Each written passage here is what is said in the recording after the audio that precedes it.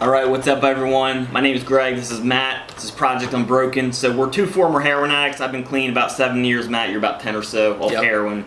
Now, I used methadone to get off heroin, Matt used Suboxone. We'll talk about that a little bit later, but we got videos specifically how we use those to get off heroin below. You can find links there. It's very important. We'll talk about why it's important later rather than jumping off cold turkey. But we want to talk about today, not only are we off heroin, which some people do temporarily, but we're both off heroin and we're in very good places. We both have businesses, families, kids, best shape of our life. We're happy. So I think that's one of the biggest things. And a lot of people ask us, how the fuck did you do it? Like, how did you get there? Like, I can't get through it. A lot of people we talk to, they get off for a little bit, but they're still unhappy with their life. And because they're unhappy with their life, they're like, fuck it, I'm going to use anyway. So I think what we want to talk about today is, heroin addiction in general, but also how we got off heroin, like the steps we took. Because there's a lot of people, again, that get stuck in that phase. So why don't you start this off? Like, what do you think is the first step you use to get off heroin? I think when Greg and I both, when we look back at what we did through, our addiction and our recovery, the first major step was realizing that life was becoming unmanageable. And we kind of call this step friction.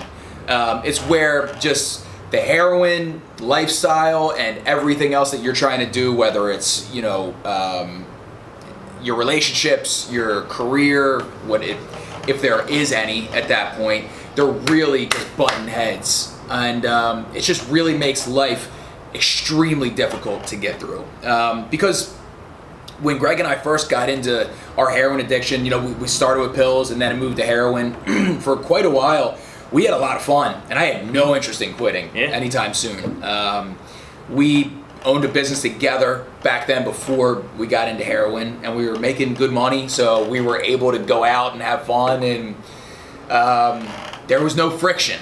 But as anybody who's been through the ringer with heroin, that point comes where shit stops being fun. I don't know, our business basically fell apart because of our addiction. We weren't able to focus on it and build it anymore.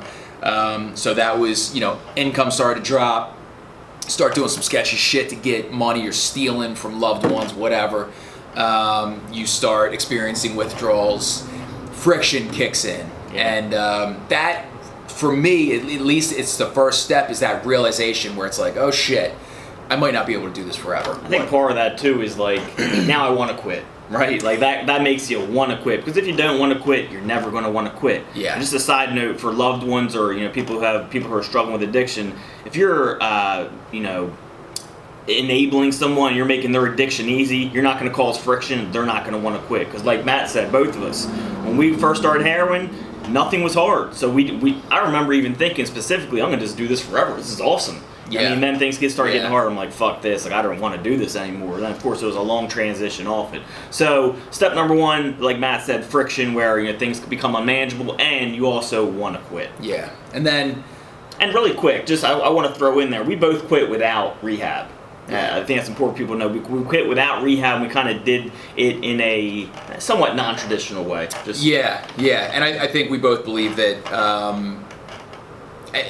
whatever works for you works for you. So whether you do a rehab stint, or if you do the 12-step program, or you go to meetings, whatever works for you absolutely is awesome. But I also think these steps that we're going to go over can work through any of those things. They whatever your path from addiction to recovery is, Greg and I believe that these 5 steps are required.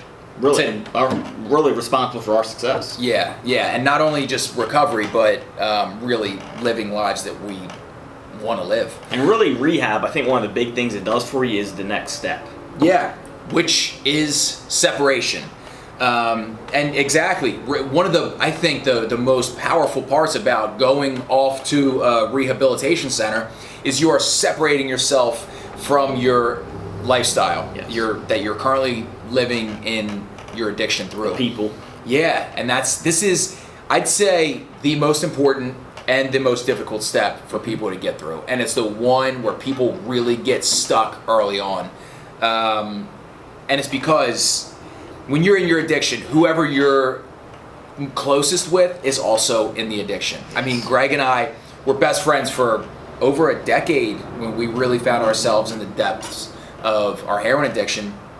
And I came to the realization a little bit before Greg did that, like, neither one of us are ever going to get away from this if we continue, being friends like we are now. And we had to go our separate ways, unfortunately, for a long time. Was it 5 years? 5 years. We didn't even talk. Yeah. And this is after being best friends for, early on in high school through our early 20s.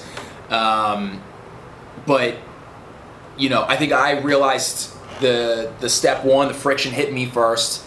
And then naturally I knew like the separation was next. And it was necessary because at that point I was a little mad at Matt. I was like, fuck him in a way. But, life went on. I kept using, right? And I had someone around me that actually ended up living with me. And there was a time where I was really at the end where I finally friction hit me where I'm like, all right, I got to get, like, this has got to be it. And I separated myself from that person. And guess what started happening? I stopped using, and I started getting on that path to a happy, successful life. So separation is probably, without separating yourself, I would say almost 100% you're not going to quit. Yeah, because it's just going to, when you're trying to quit, obviously life is going to throw challenges your way, obstacles your way, stress. And when you come up on those stressful situations, if I knew right now, like Greg's like, well, I got that on me, and I'm going through a really tough time and I'm early on in, my recovery, the willpower, it's almost not even your fault. It's just, the willpower is so overwhelming, or the attraction is so overwhelming. Your willpower is just, rarely is it strong enough to be able to deal with that. You have to put some distance between you and everybody that that uses. And again, that can be family members, that can be significant others, boyfriends, girlfriends, husbands, wives. It could be your parents, siblings. But it doesn't matter. If that person's in your life, like, the chances of you getting to the next step in your recovery are, I'd say, slim to none. And I mentioned that we both use maintenance programs at the beginning of this video, and I use methadone, Matt used Suboxone. One of the reasons I think that's so important, we're such big advocates of maintenance programs, is it helps with the separation. Like, it enables you to live your life and start getting away from those people for a while. I was on methadone for a few years, Matt was on Suboxone a couple years. So there was a couple years there where he was able to kind of live his life normally. Yeah, he was on Suboxone, yeah, I was on methadone, but we weren't using. And able to start building new relationships, getting away from those people, and getting used to a life away from that. Whereas if we just try to quit cold turkey, even if you get out of you get through the initial withdrawal, you're a week or two in, you're likely still around the same people. Yeah. And even if you stay clean for a month, 2 months, eventually those same people are going to drag you back in. So a maintenance program allows you to comfortably separate yourself, and then you can take it from there. Absolutely.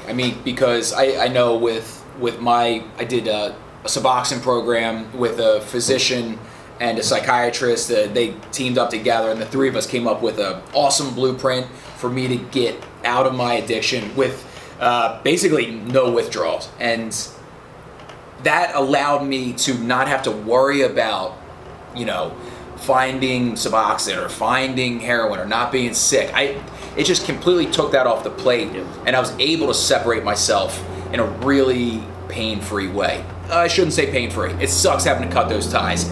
I'm not making light of that. You're talking about like physically more though, you know what I mean? Like you're not physically having withdrawals and shit like that. Absolutely. But again, both stories, Matt's story on Suboxone, how he did it, his full timeline, my full timeline on methadone, I'll put below so you can check those out as well because it's very important. Yeah. And then the next step after that, when you kind of separate yourself and you start to be okay with it, and that does take a little bit of time. Like you have to make those cuts, but the next step is what we call attraction. And this is where you start putting yourself in social circles or situations that you find attractive. And for me, I really wanted to gravitate towards things that made me healthy. And this was, at first, because even when I was through my Suboxone program, I was still smoking cigarettes, I wasn't eating well, and I started to do some research on how to improve my mood or just the way that I felt,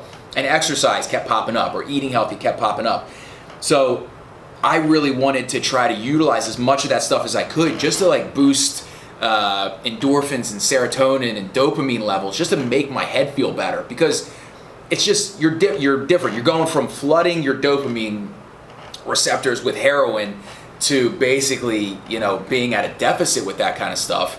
And I didn't want to have any crutch anymore, any chemical substance that would make me feel that way. But I knew that eating better or treating my body better would help me out. So I started to try to put myself in situations where, I'm around people that are healthy and they know more about, exercise, whatever. It could be different for everybody. It doesn't have to be exercise. It could be something that could have meditative qualities, an art class or yoga, whatever it is. But you're putting yourself in a whole new circumstance where people just have a different set of goals that are just more positive. Yeah, and I think like a testament to how powerful that is, and we both believe, although it doesn't have to be exercise, I think we both are really behind exercise and we think everyone should try it. Yeah. Just a testament to how powerful that is. You started your own fucking gym. Yeah. I mean, you started working out, you're like, oh my God, this is helping so much, I want to help other people do this. And you started your own gym. Yeah. And for me, really, when I was coming off methadone, that was my like attraction. That like when I started that attraction phase, Matt called me up. He's like, hey, I heard you're doing well. Come in my gym. That's where we started reconnecting, and that's where I really took off. I started attracting new people, meeting positive people, doing positive things, changing the way my mind worked, and that's where things took off for me. So I think that's a testament to how powerful it is to start trying exercise or at least some type of positive activity. Absolutely, and it can be anything. I know guys that are in like guys and girls that they do ride bikes together and shit. Like whatever it is, I think the combination of being around other people headed in a positive direction with some sort of physical activity just to get your body moving and to get those good juices in your brain flowing. That's a huge part of it. Not to mention it keeps you from using. Like we talked about this before. Like if I brought up using heroin, Matt would be like, dude, get the fuck out of here. Like what do you think? Like anyone, and we're in the gym right now. If I brought up heroin to anyone in here, they'd be like, dude, fucking kick rocks. Like get out of here. And you know that. Like you not only have you worked to get there and you feel good and you don't want to use, but in the back of your head, even if it came up, no one around you wants that shit around them. So I think that's big as well. Yeah, and I mean that kind of leads into the next step, which is integration. So now you did the separation thing. You got rid of the people that were kind of dragging you down and holding you back when you realize that you need to move forward. And then you kind of find what you want to do, how you want to improve your life. And you're going to start running into people that you are going to integrate with on a day-to-day basis. And, more than likely, if you're doing something, again, like we mentioned before, in a positive, healthy atmosphere, those people are not going to have any idea of what like the heroin thing is. And when you integrate yourself with a group of people like that, it just doesn't become a topic of conversation ever. Like you just stop thinking about heroin. I mean, besides us doing this podcast, we never talk about drugs or anything like that. It's like, what's your diet like? What's your exercise like? What are you doing today for working out? And it's like that with everybody that we surround ourselves with. It's just very healthy, positive people. That's a good point, because I think a lot of people, especially people who are commenting on our videos, are like, man, like I still fiend for it, like I still want it. I think they're kind of missing some of these steps where they're, maybe they missed attraction or they missed the integration or they missed the next step. And it's really important, I think, you get each of these steps, or you might start fiending. Because I tell you, I haven't fiended for heroin. I don't remember when the last time I wanted heroin was. I don't want nothing to do with heroin. I don't want it at all. Yeah. You know what I mean? Yeah. Well, I think when you get to this step, it's very clear to see how much using once would fuck everything up. Like everything that you've built up to this point, how quickly it can be destroyed with using literally just one time. And let me back up just a little bit and make it very clear. I know we're kind of running through these steps. Friction, honestly, is probably the easiest one because you can't control it. Like you just start to understand, like, shit, my life is becoming really difficult to manage. After that, though, separation, super difficult. You got to get rid of loved ones, family members. You're cutting ties with relationships. Not an easy thing to do. Attraction, it's not easy because you're gonna feel. You might not have a really high level of confidence at this point in your life. And to be able to put yourself into a situation with people who are exercising or, they seem really happy or, they're living positive lifestyles. I understand 100% that it's not easy. But, I know a big term in the recovery community is fake it till you make it. You got to do it. Just, throw yourself into it. You'd be really surprised at how welcoming these communities can be, whether it's a gym or like again, an art studio, or if you want to go back to school. People in general are pretty cool. I think people in that are like drug addicts are used to negativity. Yeah. And they think it's like that's what they're going to get. Like, people trying to fuck me over. Right. People are trying to right. Most people are not like that. Yeah. So you gotta take a leap of faith, throw yourself out there, and you will be pleasantly surprised at how welcoming most communities that aren't dealing with addiction can be. And it's important for you to know as an addict that you're going to get to a phase where you don't even want the heroin. Like the cravings will not last. You will get to a point where it's not even a thought. Absolutely. But back to that integration step, now this is when stuff starts to get a lot easier. Like your day-to-day habits start to change. You start to look forward to like doing stuff that makes you feel better. You start seeing the benefits of all these positive changes in your life. So for me, for instance, I started noticing like, my bank account started looking better. I started to be able to focus more on plans for opening my first business, which was the gym. My relationship started to improve. I started to really enjoy spending time with my family and stuff because they're not.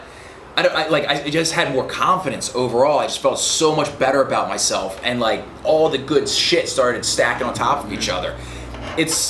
I really am a big believer. Greg and I both are big believers in momentum, and when positive or negative, like when you're in your addiction, I'm sure a lot of you guys can relate, and it's like one thing after the next.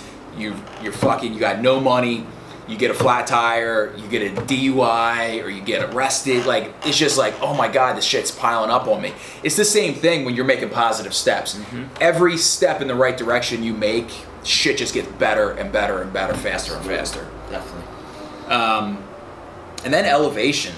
I mean, that's the fifth step, man. And that's, I think, Greg and I both have like places that we want to go and things that we want to do with our lives that we haven't even started to look at, I'm sure, but we're at a point now where it's people, we can help people because of kind of what we learned through our journey, and that you're around other people that are making bigger plans, and you just start to improve your entire atmosphere. It's literally the complete opposite side of the spectrum from where you started.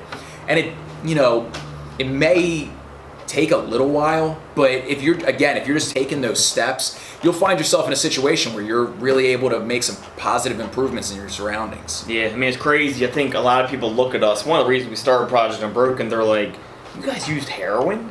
Like, are you fucking serious? I would have never thought. I look at us like that. Yeah. I mean, I can't believe I did it. Forget. And, I think it's just so important for addicts to understand that not only can you get through it, but you can fucking stomp it in the head. And you kind of got to look at it almost as like, I can do this. Like you can't. I think so many people tell heroin addicts, like, your chances of quitting are just so low. Like, it's so hard. Dude, or if you do quit, you're going to be an addict for the rest of your life. You're going to be thinking about heroin every day. You're going to be like, I remember like thinking about like, I don't want to be that old dude in a meeting smoking cigarettes and drinking coffee and just being like, well, everything's kind of sucks, because that's what I would hear from people who quit one day at a time. It's not like that for us.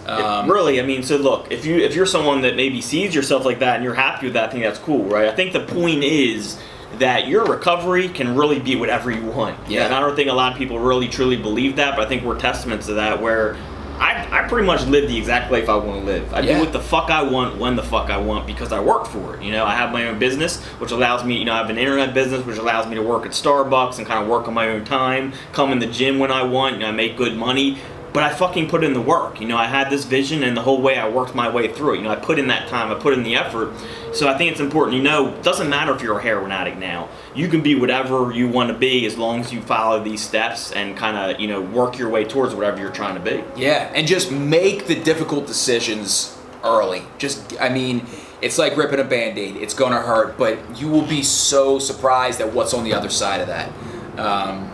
And it's 10 years has flown by so quickly, and now, I look at Greg and myself, we're both business owners, we're both married with kids, like, just I mean, I'm happy for Greg. I'm happy for myself. And I didn't think that any of this stuff was possible. But when we kind of look back and saw the steps that we took to get to where we are now, I mean, it's completely reasonable that anybody out there who's struggling with, you know, maybe that friction phase, or realizing like, damn, I need to get myself out of that situation or this situation, just realize there is literally a pot of gold on the other side. You just gotta move through the steps, put the blinders on, because there's gonna be a lot of bullshit going on around you, and just do your thing. Like, it's you can have a really great life on the other side of this. Yeah, so hopefully this helps you guys, you know, not because we're not just talking about heroin like from a, you know, like a third perspective or second, like this first perspective. Yeah. Like we went through it, we made these changes, these are the steps we made, and the cool thing is we actually we each did these steps separately. And then when we reconnected, we kind of like were talking about this, and we were like, fuck, we did like the same thing pretty much. You know what I mean? Maybe in a little different ways, but we pretty much each took these steps, you know, just in different phases. Absolutely. So. And it's, I mean, it can work for anyone. Again, no matter how you want to approach your recovery, whether it's through rehab or like a 12-step thing or whatever it is, if you keep those same basic 5 steps in place, just big picture steps, you'll be fine. You'll get through it and come out strong as shit on the other side. Yeah, so that's kind of some in detail of how we got off heroin, you know, kind of what we thought about heroin addiction. If you have any questions at all, let us know. We've been known to do videos specifically on questions people ask us. You know, we're in this for the long run. We're going to keep shooting these videos, so hopefully you all enjoyed. And do you have anything else to add? Nah, I think that's it. All right, cool. See you guys soon.